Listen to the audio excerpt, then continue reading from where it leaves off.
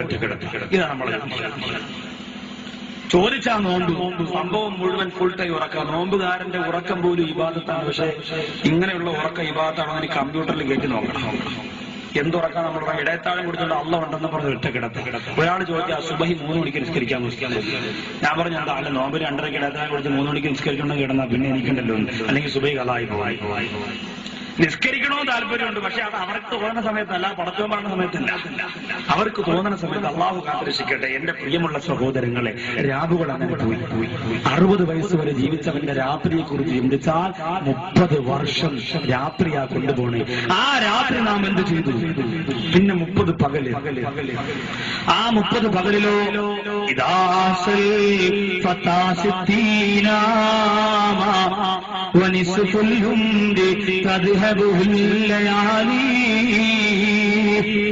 ന്റെ പകലിന്റെ രാവുകൾ രാത്രികൾ കൊണ്ടുപോവുകയാണ്.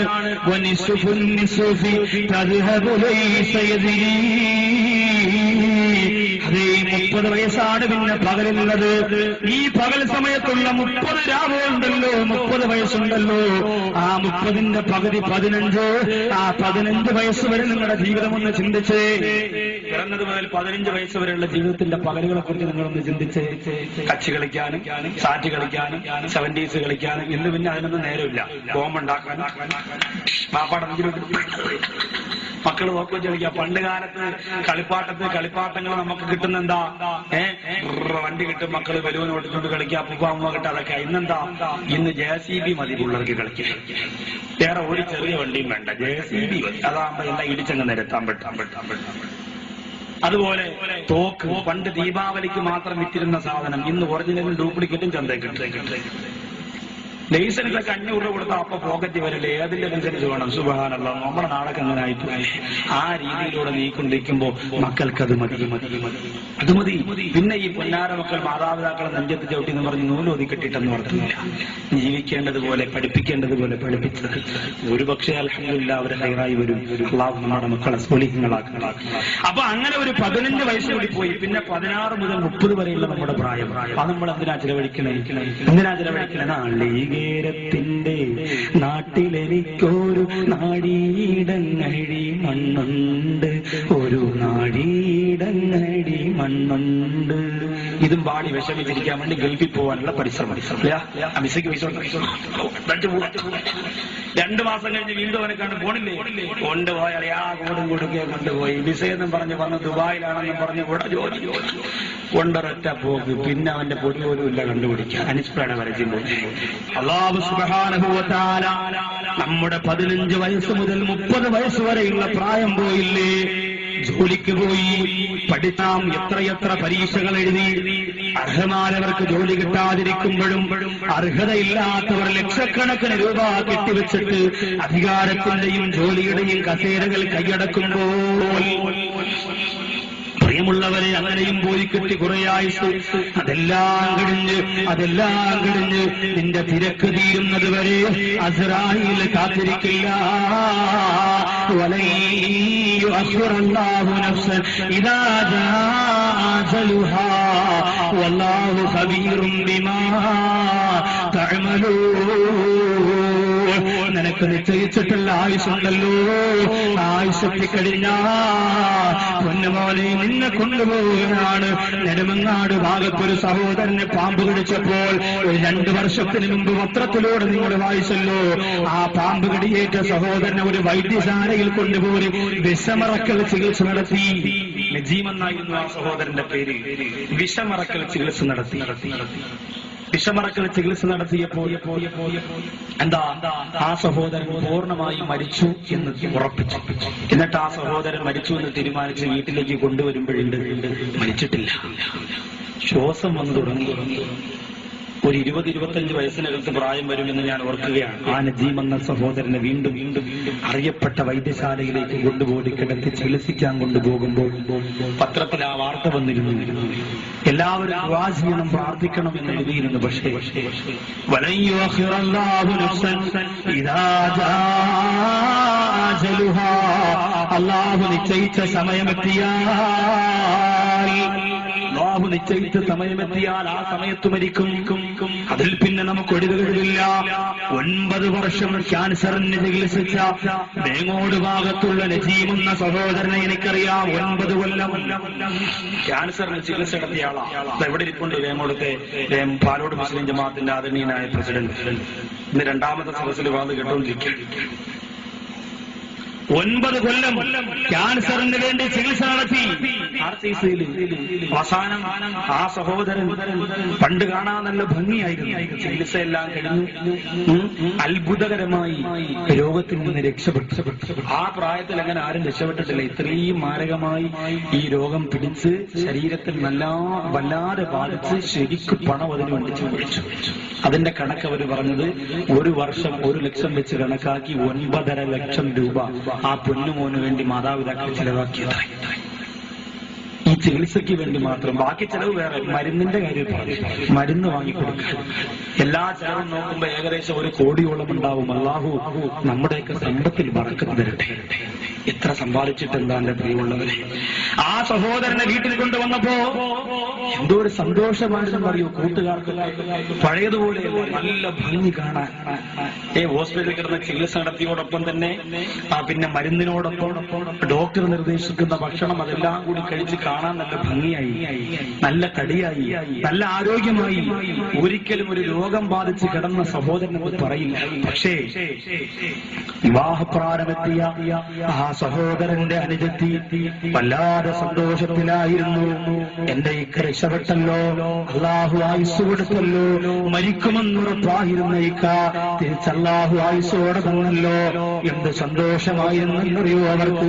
ആ മാതാവ് എന്തുമാത്രം പ്രാവശ്യം അല്ലാഹുവിനോട് ശുക്ർ ചെയ്യുന്നറിയോ. പക്ഷേ ഒരൊറ്റ രാത്രി മാത്രമാണ് ജീവനെന്ന സഹോദരൻ ജീവിച്ചിരുന്നത്. ഒരൊറ്റ രാത്രി മാത്രമാണ്. 9.5 ലക്ഷം രൂപ ചെലവഴിക്കിയ മാതാവിന്, 9.5 ലക്ഷം രൂപ ചെലവഴിച്ച മാതാവിനോട് അല്ലാഹു കാണിച്ച കരുണയാണ് ആ പൊന്നുമോന്റെ 1 ദിവസത്തെ ജീവിതം. ആ പൊന്നുമോൻ ഒരൊറ്റ ദിവസം വീട്ടിൽ കിടന്നു. രാത്രിയിൽ മാതാവിന്റെ മടിത്തട്ടിലാണ് കിടന്നത്. പിതാവ് കാല് തടവി കൊടുക്കുന്നു. സുഹൃത്തുക്കളെ സഹായിക്കാൻ പലരുമുണ്ടായിരുന്നു. പക്ഷേ രാത്രിയിലും എന്റെ കാല് തളരുന്നുണ്ടുമ്മ, എന്റെ കൈ തളരുന്നുമ്മ, എന്റെ നെഞ്ചു വേദനിക്കുന്നുമ്മ, എനിക്ക് വല്ലാത്ത വിപ്രാളം വരുന്നുമ്മ എന്ന് പൊട്ടിക്കരഞ്ഞുകൊണ്ട് ആ സഹോദരൻ പറഞ്ഞു. വാഹനം പിടിച്ച് ഹോസ്പിറ്റലിന്റെ RCC അകത്തളത്തേക്ക് പരക്കം പാഞ്ഞുകൊണ്ട് ഓടി ചെല്ലുമ്പോ കുറെ കിലോമീറ്ററുകൾ താണ്ടുന്നതിനകത്ത് ഈ ലോകത്തിൽ നിന്ന് വിട പറഞ്ഞു പോയി. അല്ലാഹു സുബ്ഹാനഹു വ തആല ചില നേരത്ത് ഇങ്ങനെയാ എന്റെ പ്രിയമുള്ളവരെ. ഇത്രയും പൈസ മുടക്കിയ മാതാവിന് അതിന് പകരം പടച്ചതമ്പുരാൻ കൊടുത്തത് 1 രാത്രിയുടെ 1 മണിക്കൂറത്തെ സന്തോഷമായിരുന്നെങ്കിൽ ഇന്ന് വരെ ആ കുടുംബത്തിന്റെ കണ്ണുനീര് തോന്നിട്ടില്ല. ഇന്ന് വരെ ആ കുടുംബത്തിന്റെ വേദന മാറിയിട്ടില്ല.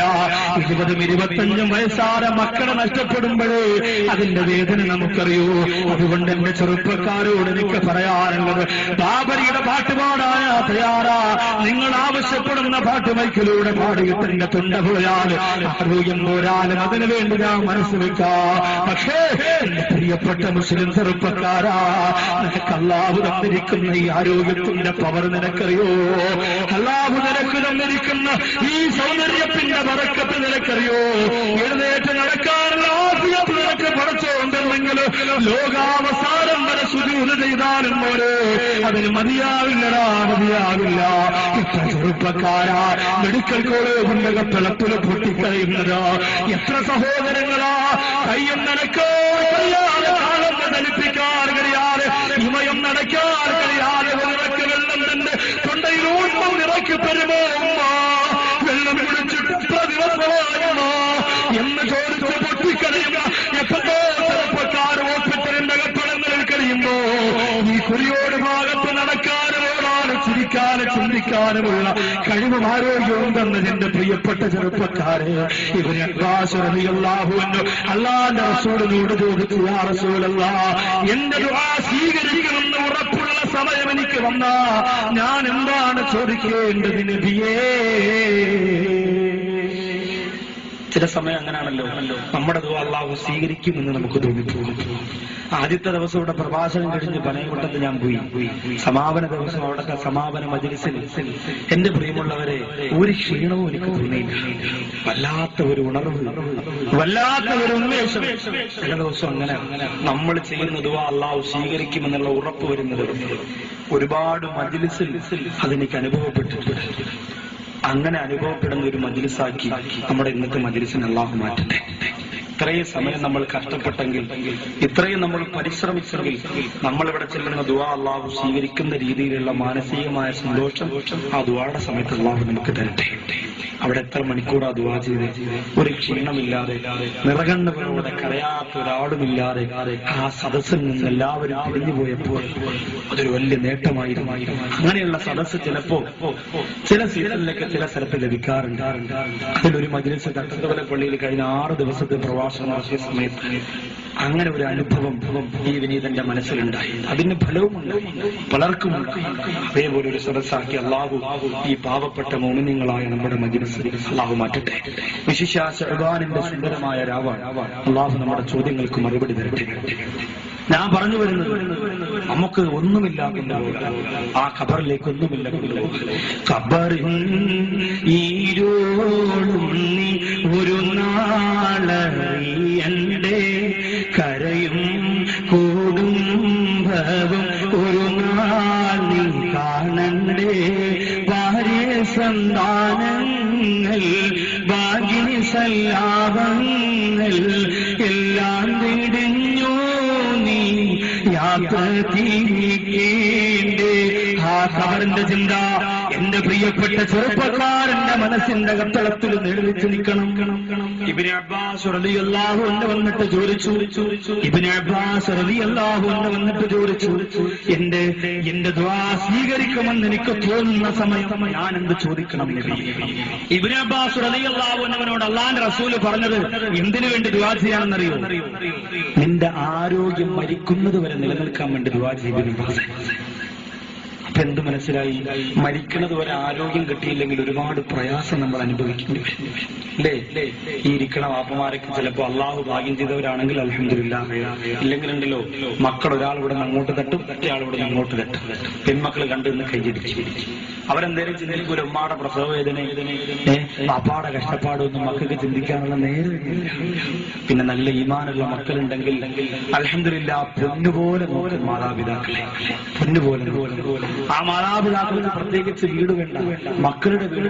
എനിക്കറിയാവുന്ന എത്ര കുടുംബക്കാരുണ്ട്, ഉമ്മ 2 ദിവസം അനിയന്റെ വീട്ടിൽ നിൽക്കും, ഇളയ മോന്റെ വീട്ടിൽ നിൽക്കും, അവിടെ ഒന്നുകൊണ്ട് ഫോൺ വിളിക്കും, മോനെ മക്കളെ വാടാ. ഈ അടുത്ത് ഞാൻ എന്റെ പള്ളിയുടെ ആ തട്ടത്തോല പള്ളിയുടെ ഫ്രണ്ടിൽ നിന്നിട്ട് ഇങ്ങനെ ചർച്ച ചെയ്ത ഒരു മാതാവിനെ, ആ മാതാവ് വീട്ടിൽ ഇങ്ങനെ ഇരുന്നിട്ട് ഫോൺ വിളിക്കും, മോനെ വാടാ, ഇന്ന് മുതൽ മോന്റെ വീട്ടിൽ ഞാൻ നിൽക്കണം. അപ്പൊ മോൻ ഇങ്ങനെ അടിപൊളി വാഹനമായിട്ട് വരും, ഉമ്മായെ പൊന്നുപോലെ എടുത്ത് വണ്ടിയിൽ വെക്കും, നേരെ അവിടെ കൊണ്ടുപോകും. ഉമ്മാക്ക് പ്രത്യേകിച്ച് റൂം, ഖുർആൻ ഓതാനുള്ള മുസഹഫ്, ഇരിക്കാനുള്ള കസേര, കുടിക്കാൻ വെള്ളം വെക്കാനുള്ള ഫ്ലാസ്ക്, എല്ലാ സൗകര്യങ്ങളും ആ റൂമിലാണ്. അത് കഴിഞ്ഞിട്ട് അവിടെ ഒരാഴ്ച കഴിഞ്ഞിട്ട് അടുത്ത മൂത്തമാനെ വിളിക്കും, മോനെ വാടാ, ഇന്ന് വരെ നിന്റെ വീട്ടിൽ. ഇത് ഞാൻ പറഞ്ഞപ്പോ ഉമ്മാക്ക് വലിയ ഭാഗ്യം എന്ന് പറഞ്ഞപ്പോ എന്റെ അടുത്തൊരു സഹോദരൻ പറഞ്ഞു, അവർക്ക് ആ ഭാഗ്യം കിട്ടിയില്ലെങ്കിലേ ഉസ്താദേ അത്ഭുതമുണ്ട്. കാരണം എന്താ? അവരൊരുപാട് കഷ്ടപ്പെട്ടു, അവരൊരുപാട് പ്രയാസം അനുഭവിച്ചു. കാരണം അന്ന് പണ്ട് കാലത്തൊക്കെ ഒരു കൊച്ചൊക്കത്തിരിക്കുമ്പോ അടുത്ത കൊച്ചു തൊട്ടിൽ കിടക്കും, മറ്റേ കൊച്ചു വയറ്റി കിടക്കും, കുഞ്ഞാട്ടിയും കൂടും. അങ്ങനെ ഒരു പ്രയാസം എന്റെ കാലത്ത് ഇവരൊക്കെ അങ്ങനെ അനുഭവിച്ചവരാ, അല്ലേ? പള്ളിയിൽ പോയിട്ട് വരുമ്പോൾ ഇന്നലെയും പിടിക്കാൻ മരിച്ചു, ഞങ്ങൾ എസ്കരിച്ചുകൊണ്ട് നടന്നാൽ അവരെ പിടിക്കും. മീനാസാഹിബിനെ പോയിട്ടൊക്കെ ചിലപ്പോൾ പറഞ്ഞിട്ടുണ്ടാവും പിടിക്കുക. അങ്ങനെ അദ്ദേഹം ഒരു കൊച്ചിനെ വെച്ചോണ്ടിരിക്കുമ്പോൾ താത്ത മറ്റേ കൊച്ചിനെ വെച്ചോണ്ടിരിക്കണം, അപ്പുറത്തെ ഒരു കൊച്ചുകാരാണ്. അല്ലാഹുവേ പടച്ചവന് ഇങ്ങനെ നോക്കിയത്. ഇന്ന് ഉമ്മ പ്രസവിക്കുമ്പോ മെഡിക്കൽ കോളേജിൽ വാപ്പാൻ കൂട്ടിരിക്കണ ആരാ? മൂത്ത മോന് 15 വയസ്സ് മതി അടുത്ത് കുട്ടി. ആ മോളെ സമ്മതിച്ച കൈയടിക്കുന്നുണ്ട, അത് പറഞ്ഞ വളരെ കറക്റ്റാണ്. 15 വയസ്സ് കഴിഞ്ഞിട്ട് മതി അടുത്ത കുട്ടി. പാപ്പാക്ക് മെഡിക്കൽ കോളേജ് സൊസൈറ്റിയിൽ കൂട്ടിരിക്കാം മൂത്ത മകൻ.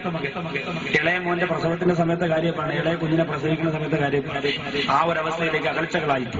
പിന്നെ മുലകുടി മാറുന്നത് വരെയുള്ള ഒരു അകൽച്ച നല്ലതാന്ന് പണ്ഡിതന്മാര് വ്യക്തമായ അഭിപ്രായം പറഞ്ഞിട്ടുണ്ട്. കാരണം ഇപ്പോഴത്തെ കാലഘട്ടത്തിൽ ആ കുട്ടിയുടെ ആരോഗ്യത്തെ ബാധിക്കും. ഏതായാലും എന്റെ പ്രിയമുള്ളവരെ, ആ മാതാവ് ഇതനുഭവിച്ചില്ലെങ്കിലേ അത്ഭുതമുള്ളൂ എന്ന് പറഞ്ഞതിന്റെ പൊരുളെന്താ? അവരൊരുപാട് കഷ്ടപ്പെട്ടതുകൊണ്ടാ അങ്ങനെ എല്ലാ മാതാവിനും ലഭിക്കില്ല, അങ്ങനെ എല്ലാ മാതാവിനും ആ സുഖം അനുഭവിക്കാൻ പറ്റില്ല, അങ്ങനെ എല്ലാ ഉമ്മാക്കും അത് ലഭിക്കണമെന്നില്ല. എത്രയോ ഉമ്മമാര് രോഗമാറി കിടന്നുകൊണ്ട് ഉസ്താദ് എനിക്കവൻ പണം കൊണ്ടു തരണ്ട, എനിക്കവൻ സ്വത്ത് കൊണ്ട് തരണ്ട, എന്റെ അടുത്ത് വന്നിരുന്നിട്ട് ഉമ്മ ഇന്നൊന്ന് വിളിച്ചാ മതി, എന്റെ പൊന്നുമോനെ കണ്ടില്ല എന്ന് പറഞ്ഞ് വേദനിക്കുന്ന എത്രയോ ഉമ്മമാരുണ്ട്. അൽ ജന്നത്തു തഹ്ത അഖ്ദാമിൽ ഉമ്മഹാ, മാതാവിന്റെ കാൽ കീഴിലാണ്, ആ മാതാവിന്റെ കാൽപ്പാതയിലാണ് മോളെ നിനക്ക് വേണ്ടിയുള്ള സ്വർഗ്ഗമെന്ന റസൂൽ പഠിപ്പിച്ചെങ്കില് ആ മാതാവിനെ ചവിട്ടിയ കാല് പുഴുക്കില്ലേ പോലെ, ആ മാതാവിന് തെരുവിളിച്ച നാവ് പടച്ചോന് വേണോ, ആ മാതാവിന്റെ മുഖത്തേക്ക് കൈതീട്ടി പ്രകടിച്ച ആ കരം പടച്ചോന് വേണോ, ആ കരം കൊണ്ട് സുരക്ഷതാണ്, ആ സുരക്ഷ പോലും പടച്ചോ സ്വീകരിക്കൂല. മാതാവിനെ ചവിട്ടിയ കാലുകൊണ്ട് നടന്ന് പള്ളിയിലേക്ക് ഇവിടെ അജ്മീർ പള്ളി വരെ നടന്നു പോരാൽ ഒരു ചുവട്ടടിക്ക് പോലും ഓരോ നിരക്ക് പ്രതിഫലമില്ല. അല്ലാഹു നമ്മെ കാത്തുരക്ഷിക്കട്ടെ.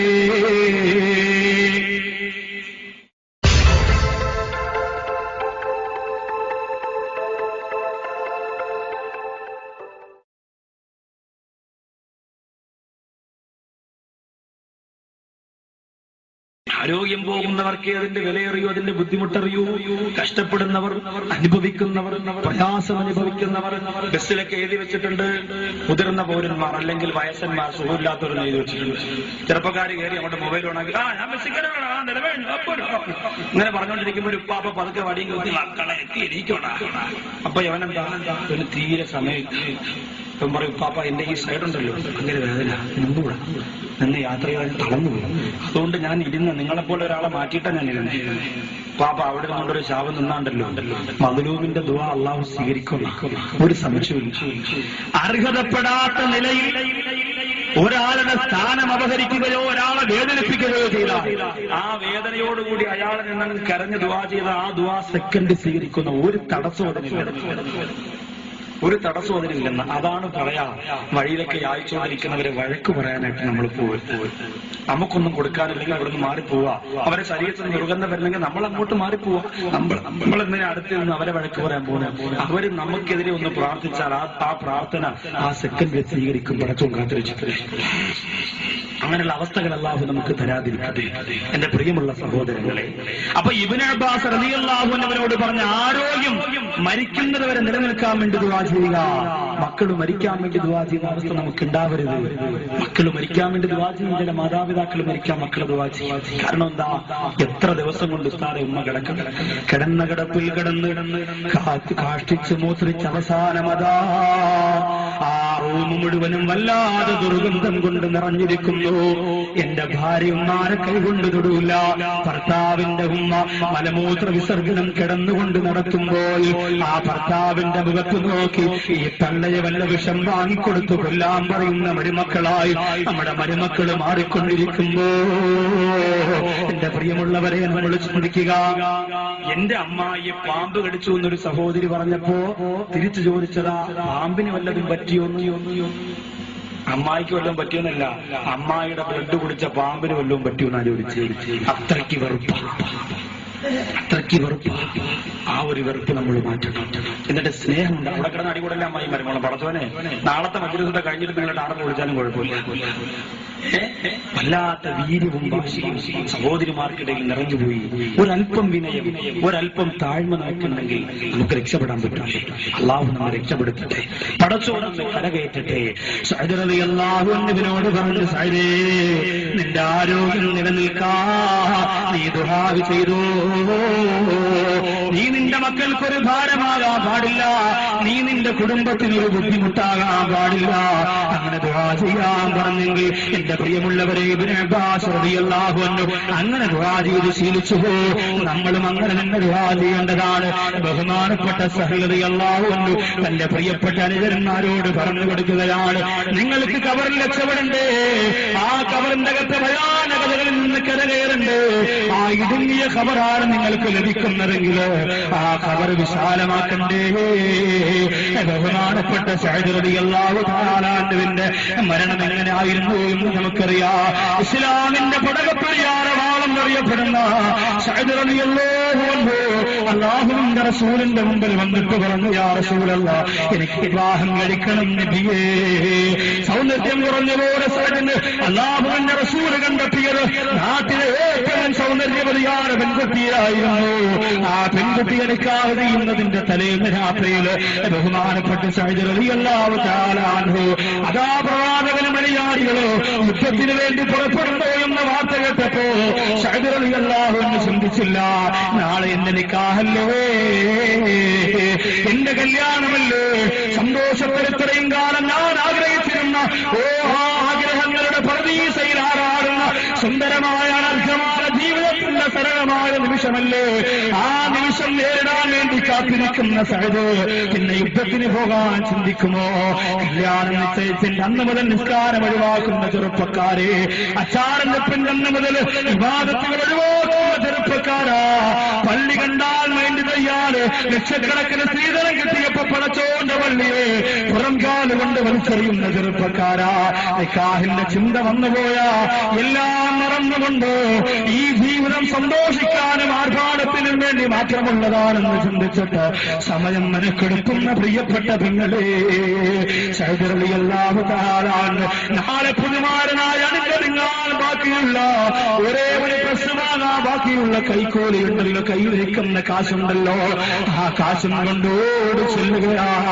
കമ്പോളത്തിന്റെ കെട്ടകത്ത് ചെന്നിട്ട് താനാണെന്ന് തിരിച്ചറിയാൻ പറ്റാത്ത ഒരു മുഖം മൂടി വാങ്ങിയിട്ട് സഅദ് റളിയല്ലാഹു അൻഹു അണിയുകയാ. എന്തിനാ മുഖം മൂടി അണിഞ്ഞെന്നറിയോ? യുദ്ധത്തിന് പുറപ്പെടാ ഈ സഅദ് അല്ലാഹുവിന്റെ റസൂലിന്റെ പടയണിയുടെ മുമ്പിൽ ചെന്ന് നിലയ്ക്കുമ്പോ പ്രവാചകൻ പറയും, സഅദേ നീ യുദ്ധത്തിന് വരണ്ട, നാളെ നിക്കാഹ് കഴിക്കാൻ പോകുന്ന സഅദേ, നാളെ ഒരു ജീവിതം സ്വപ്നം കണ്ടു കഴിയുന്ന പെണ്ണിനൊരു സുന്ദരമായ ജീവിതം കൊടുക്കുന്ന സഅദേ, അവസാനം ഇസ്ലാമിന്റെ പടർക്കളത്തിൽ കിടന്നുകൊണ്ട് പിടഞ്ഞു മരിക്കുമ്പോ കയ്യതാറ്റുപോയി, കാലതാറ്റുപോയി, പുതുമാരന്റെ ശിരസ് പോലും അറ്റുപോലെ ശരീരത്തിന്റെ ഓരോ ഭാഗങ്ങള് ഇസ്ലാമിന്റെ ശത്രുക്കളെ വ്യക്തിയരങ്ങത്ത് കഷണമാക്കുമ്പോ അവസാനമതാ മരണപ്പെട്ട് കിടക്കുന്നവരെ പിറക്കിയെടുക്കാൻ വരികയാ. ആരക്കലാ ഷഹീദായത്, ആരക്കലാ മരണപ്പെട്ടതെന്നറിയാ. ഓടിവന്റെ സഹാബികൾ നോക്കുമ്പോ യാ റസൂലല്ലാഹ്, മുഖം മൂടി ദർശന്റെ തല ഒരു ഭാഗത്ത് ചിതറിക്കിടക്കുന്നുണ്ട് നബിയേ. ആ തലയെ ആരാറിയാൻ പറ്റുന്നില്ല.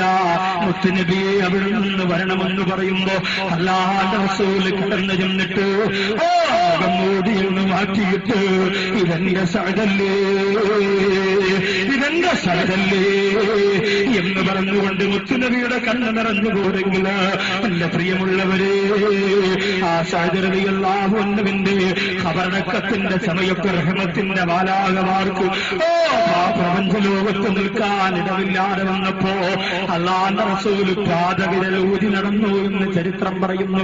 എന്തിനാ നബിയെ നിങ്ങൾ എങ്ങനെ നടന്നതെന്ന് ചോദിച്ചപ്പോ എന്റെ സഅദിനെ ഖബറടക്കം കാണാ റഹ്മത്തിന്റെ മാലാഖമാര് വന്നിറങ്ങിയപ്പോ അവർക്ക് നിൽക്കാൻ ഇവിടെ ഇടമില്ല. അതുകൊണ്ട് എന്റെ കാലിന്റെ പാദത്തിനടിയിൽ അവർക്ക് സ്ഥലം കൊടുത്തതാണെന്ന് പഠിപ്പിച്ച പ്രവാചകര് സഅദ് റളിയല്ലാഹു അൻഹുവിനെ അടക്കിക്കഴിഞ്ഞപ്പോ എല്ലാവരും പിരിഞ്ഞു പോയപ്പോ അല്ലാഹുവിന്റെ റസൂൽ അത്ഭുതത്തോടെ പുറപ്പാടോടെ അല്ലാഹുവിന്റെ റസൂലൊന്ന് പൊട്ടിക്കരഞ്ഞു പോയി. ആ കരഞ്ഞു തീർന്ന ഉടനെ അല്ലാഹുവിന്റെ റസൂൽ സുബ്ഹാനല്ലാഹ് സുബ്ഹാനല്ലാഹ് എന്ന് പറഞ്ഞിട്ട് പ്രവാചകന്റെ കണ്ണുനീര് തുടച്ച് ചെറിയവരോട് കുറിച്ചു വന്നപ്പോൾ സഹാബികൾക്ക് അത്ഭുതമായി. എന്തിനല്ലാന്റെ റസൂൽ എങ്ങനെ ചെയ്തു? അവര് വന്ന് മുത്തുനബിയുടെ അടുത്ത് വന്നിരുന്നിട്ട് ചോദിച്ചു, യാ റസൂലല്ലാഹ്, ഞങ്ങളുടെ സഅദിനെ ഖബറടക്കിയപ്പോൾ അല്ലാഹുവിന്റെ റസൂലേ, നിങ്ങൾ ആ സഅദിന്റെ ഖബറിന്റെ ഭാഗത്ത് നിന്ന് നിങ്ങൾ അത്ഭുതത്തോടെ സുബ്ഹാനല്ലാഹ് പറഞ്ഞല്ലോ. എന്തിനാണ് നബിയെ നിങ്ങൾ പറഞ്ഞത്? അത് കഴിഞ്ഞിട്ട് നിങ്ങൾ പുഞ്ചിരിച്ചല്ലോ. അല്ലാഹുവിന്റെ റസൂല് പറയുന്നു, എന്റെ പ്രിയപ്പെട്ട സഹാബാ, സഅദ് എന്താണ് ഇസ്ലാമിന് കൊടുക്കാനുള്ളത്? മുഴുവനും ഇസ്ലാമിന് വേണ്ടി കൊടുത്തല്ലോ. സഅദിന്റെ ഒരു രോമം പോലും ബാക്കിയില്ലാതെ മുഴുവനും അല്ലാഹുവിന്റെ സ്വർഗ്ഗലോകത്തേക്ക് പറന്നു പോയല്ലോ. ആ സഅദിനെ ഖബറിന്റെ അകത്തേക്ക് ഇറക്കി വെച്ചപ്പോ എല്ലാ മയ്യത്തുകളെയും വാരിയല്ലുകൾ കോർത്തു പോകുന്ന വിധത്തില് ആ ഖബറുകളങ്ങ് ഇടുക്കമാക്കാറുണ്ട് സഹാബ. അങ്ങനെയാണ് ഖബറുകൾ ആദ്യം സ്വീകരിക്കുന്നത് സഹാബ. എന്റെ സഅദിന്റെ മയ്യത്ത് ഖബറിന്റെ അകത്ത് കൊണ്ടുവച്ചപ്പോ അതേപോലെ എന്റെ സഅദിന്റെ വാരിയല്ലുകൾ കോർത്തു പോകുന്ന വിധത്തിൽ ആ ഖബർ ഇടുക്കമാക്കാൻ ഒരുങ്ങിയത് ഞാൻ കണ്ടുപോയി സഹാബ. ഇസ്ലാമിന് വേണ്ടി എല്ലാ സന്തോഷവും മറന്ന, അല്ലാഹുവിന് വേണ്ടി എല്ലാ ആഡംബരവും മറന്ന, ആ പടച്ചതമ്പുരാന് വേണ്ടി എല്ലാവരും തങ്ങളും വലിച്ചെറിഞ്ഞ സഅദ്, ആ സഅദിന്റെ ശരീരം ഇടുക്കമാക്കാ ഖബറുകൾ ഒരുങ്ങിപ്പോയി. അത് കണ്ടപ്പോൾ അത്ഭുതത്തോടെ സുബ്ഹാനല്ലാഹ് പറഞ്ഞപ്പോ ആ ദിക്റിന്റെ ബറക്കത്ത് കൊണ്ട് ഖബർ വിശാലമാറിപ്പോയി എന്ന് അല്ലാഹുവിന്റെ റസൂല് പറഞ്ഞു പോരെങ്കിൽ നമ്മൾ ഇസ്ലാമിന് വേണ്ടി എന്താ കൊടുത്തത് മുസ്ലിമേ? നമുക്ക് കൊടുക്കാനൊന്നുമില്ല, നമുക്ക് ചെയ്യാനൊന്നുമില്ല. നമ്മുടെ ആയുസിന്റെ പകുതിയോളം കഴിഞ്ഞുപോയില്ലേ? ഇനി എത്ര ദിവസമാണ് നമ്മൾ ജീവിച്ചിരിക്കുന്നതെന്ന് പറയാൻ പറ്റുമോ? ഇനി എത്ര മണിക്കൂറാണ് നമ്മൾ ജീവിച്ചിരിക്കുക? ഇനി എത്ര സമയമാണ് നമ്മൾ ജീവിച്ചിരിക്കുക? നമുക്കൊന്ന് ചെയ്യിക്കാൻ പറ്റുമോ? ആ സമയം എത്തിക്കഴിഞ്ഞാൽ, അസ്റായീൽ റൂഹ് പിടിക്കുന്ന നേരം എത്തിക്കഴിഞ്ഞാൽ ഖബറിലേക്ക് കൊണ്ടുപോകാൻ നമുക്ക് ആരെങ്കിലും എന്തെങ്കിലും തരുമോ? എന്തെങ്കിലും തരുമോ? ഗൾഫിലേക്ക് പോകുമ്പോ സാധനങ്ങൾ പാക്ക് ചെയ്ത കൂട്ടുകാരവിടെ വന്നിട്ട് നിനക്ക് തരുന്ന പാക്കേജ് എന്തെന്നറിയോ? ദുആ ചെയ്യുമ്പോ രണ്ട് കൈയും വെച്ചിട്ട് ആമീൻ ആമീൻ. കിളിമാനൂര് പാപ്പാലയിൽ ആ പരിസരത്ത്, പാപ്പാലപ്പള്ളിയുടെ പരിസരത്ത് വിവാഹം കഴിഞ്ഞ് 3 മാസമേ ആയിട്ടുള്ളൂ. വിവാഹം കഴിഞ്ഞ് 3 മാസം തികഞ്ഞ ഒരു സഹോദരനെ മണവറയ്ക്കകത്ത് കിടത്തിയിട്ട് ഈ വിനീതന് കഫം പൊരിഞ്ഞിട്ടുണ്ട്. എന്റെ പ്രിയമുള്ളവരെ, നമ്മൾ ഗൗരവത്തോടെ ചിന്തിക്കണം. തന്റെ ശരീരത്തിന്റെ സുഖം നികർന്ന മണിയറ, ആ മണിയറയിലെ പൂ പോലും എടുത്തു കളഞ്ഞിട്ടില്ല. ആ മണിയറയിൽ എഴുതി വെച്ചിരിക്കുന്ന പേര് പോലും മറന്നു പോയിട്ടില്ല. ആ മണവറയുടെ സുഗന്ധം പോലും നഷ്ടപ്പെട്ടു പോയിട്ടില്ല. അസുഖം ബാധിച്ചുകൊണ്ട് എന്റെ പ്രിയമുള്ളവരെ തിരുവനന്തപുരം ഹോസ്പിറ്റലിന്റെ അകത്ത് കിടന്ന് മരണപ്പെട്ടു പോയ സഹോദരനെ തത്തുമലപ്പള്ളിയിൽ വിളിച്ചു പറഞ്ഞ മൈക്കിലൂടെ എല്ലാവരും അത്ഭുതപ്പെട്ടു മരിച്ചുപോയോ? ഈ വിനീതൻ ആദ്യം ഗൗരവത്തിൽ കണ്ടില്ല. അവസാനം എന്റെ പ്രിയമുള്ളവരെ ആ മയ്യത്ത് കൊണ്ടുവരുന്നതിന് മുമ്പ് ദുആ ചെയ്യാൻ ആ വീട്ടിൽ ഞാൻ ചെന്നപ്പോ മണവറയുടെ അകത്ത് കിടത്തി കഫം പൊതിയുകയാ. മണവറയുടെ അകത്ത് കിടത്തിയിട്ട് കഫം തുണി കൊണ്ടുവന്ന് പൊതിയുമ്പോൾ ഇനി ആരെങ്കിലും അവസാനമാണ് കാണാനുണ്ടോ? പള്ളി കൊണ്ടുപോയിട്ട് പിന്നെ ഈ കെട്ടഴിക്കില്ല എന്ന് ഞാൻ പറഞ്ഞപ്പോ ഇവന്റെ ഭാര്യ ഒന്ന് കാണട്ടെ എന്ന് പറഞ്ഞിട്ട് വീടിന്റെ അകത്തളത്തിൽ ഏതോ ഒരു ഭാഗത്ത് ഒരു ബോധവുമില്ലാതെ തലയിണയിൽ മുഖമമർത്തി വെച്ച് പൊട്ടിക്കരഞ്ഞ 3 മാസത്തെ ജീവിതം മാത്രം തനിക്ക് സമ്മാനിച്ച ഭർത്താവിന്റെ വേദനിക്കുന്ന ചിന്ത തന്റെ മനസ്സിന്റെ കപ്പലങ്ങളിൽ കണ്ണുനീരൊരുക്കു കൂട്ടിയപ്പോ അവസാനം ഞാൻ എന്റെ ഭർത്താവിനെ ഒന്ന് കാണട്ടെ എന്ന് പറഞ്ഞുകൊണ്ട് ആ വീടിൽ നിന്ന് പുറത്തു കൊണ്ടിറങ്ങുന്നതിന് മുമ്പ് വേഗമൊന്ന് വരുമ്പോ മുടിയെല്ലാം ഇങ്ങനെ വാരിപ്പൊരുത്തിട്ട് എത്ര പേരാ പെങ്ങളെ ഒന്ന് പിടിച്ചുകൊണ്ടുവരാൻ. ഏത് ഭാര്യക്കാണ് സഹിക്കാൻ പറ്റുക? ഏത് കുടുംബത്തിനാണ് ഉൾക്കൊള്ളാൻ പറ്റുക? പണിയെടുത്ത് കൊണ്ടുവന്നിട്ട് ഭർത്താവിന്റെ മുമ്പിലൊന്ന് നിർത്തുമ്പോൾ ആ മയ്യത്തിന്റെ മുകളിൽ വീണിട്ട് എന്നെ പിരിഞ്ഞുപോയോ എന്ന് ചോദിക്കുന്നു. ആ ചോദ്യം കാണാ മനുഷ്യത്വമുള്ള മനുഷ്യർക്ക് കണ്ടു നിൽക്കാൻ പറ്റുമോ? എന്റെ പ്രിയമുള്ളവര്, മനസ്സ് വല്ലാതെ നിറഞ്ഞു പോകില്ലേ? അവിടെ നിന്ന് കൊണ്ടുപോയി അടക്കിയത് 30 വയസ്സിനകത്ത് പ്രായം വരുന്ന ഒരു സഹോദരനെയാണെങ്കിൽ എന്റെ ശബ്ദം ശ്രവിക്കുന്നവരെ, നമ്മളെ എപ്പോഴാ പൊതിയുക? നമ്മളെപ്പോഴാ യാത്ര തിരിക്കുക? നമ്മുടെ വീട്ടിന്റെ അകത്തെപ്പോഴാ അല്ലാഹുവിന്റെ പവിത്രമായ പള്ളിയുടെ പുറംപള്ളിയിലിരിക്കുന്ന സന്തോക്ക് കൊണ്ടുവരിക? അല്ലാഹു നമുക്ക് സന്തോഷത്തിന്റെ യാത്ര വരട്ടെ. കോഴിക്കോട് ഒരു ഭാഗത്തൊരു സഹോദരൻ, ഇസ്ലാമിക പ്രവർത്തകനായ സഹോദരൻ, ഒരു വ്യാഴാഴ്ചയുടെ രാത്രിയിൽ പള്ളിയിൽ കുറെ സമയം നിസ്കരിക്കാറുണ്ട്, ദുആ ചെയ്യാറുണ്ട്. ആ സഹോദരന്റെ മനസ്സിലൊരു ചിന്ത, എന്താ? അല്ലാഹുവിന് ഇഷ്ടപ്പെട്ട പൊതുപ്രവർത്തനങ്ങൾ എന്തെങ്കിലും ചെയ്യണം. ഒരാഗ്രഹം. അങ്ങനെ ആ സഹോദരൻ ഒരു തോർത്ത് കൊണ്ടുവന്ന് പുറംപള്ളിയിലെ ഭാഗത്തുനിന്ന് ഹൗദിൽ കൊണ്ടുവന്ന് നനച്ച് ആ പുറംപള്ളിയുടെ ഭാഗത്തിരിക്കുന്ന സന്തൂക്ക് അതൊന്ന് വളരെ വൃത്തിയാക്കി ഒന്ന് കഴുകി വൃത്തിയാക്കി തുടച്ച് ഇന്ത്യവിലേക്ക് മാറ്റി ശുദ്ധമാക്കി വെച്ചു. ഉസ്താദിനെടുത്ത് പറഞ്ഞു, ഞാനൊരു നല്ല കാര്യം ചെയ്തു ഉസ്താദെ, ഇനി ആര് ഈ മയ്യത്ത് മരണ വീട്ടിലേക്ക് ഈ സന്തൂക്ക് എടുത്തുകൊണ്ട് പോയാലും അവരെ മനസ്സ് വേദനിക്കട്ടെ, ഇതെന്ത് ഇവിടെ പള്ളിക്കാരെ സൂക്ഷിക്കൂലേ എന്ന് പറയാൻ പാടില്ല, ഞാൻ വൃത്തിയാക്കി വെച്ചിട്ടുണ്ട് എന്ന് പറഞ്ഞ സഹോദരൻ ആ രാത്രി ഇബാദത്ത് കഴിഞ്ഞ്